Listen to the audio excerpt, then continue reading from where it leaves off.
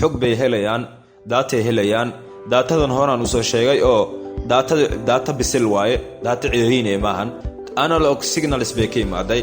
dan analog signalskaas fiilooyinkaas ay soo maraan, yacni fiilooyinka bay soo maraan, telephone wireskay soo maraan.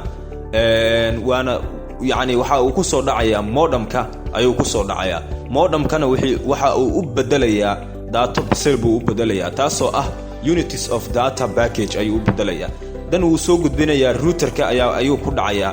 routerkii wuxuu hayaa kaydkii wuxuu hayaa marka daatadii internetka kaydkeeda asiga hayo. so marka switch baa loo baahan yahay oo ka faa'iideysta dadkii kale inay sii isticmaalaan kaydkaas marka ayaa loo baahan yahay. switchkaas marka dadka kale ayuu u sii fududeynayaa inay sii isticmaalaan oo ethernet ports inay helaan. marka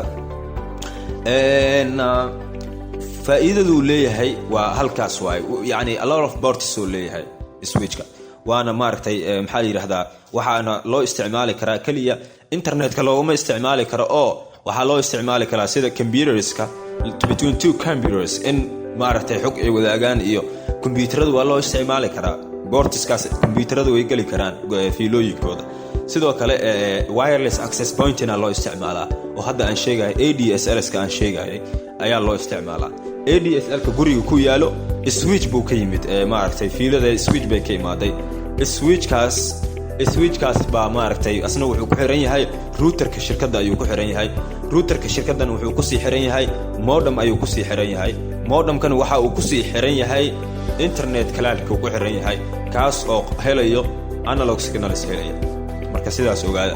printerska sidoo kale waa loo isticmaalaa switchka. serverskana waa loo isticmaalaa, serverada oo loo isticmaalo desktop computerska loo isticmaalo.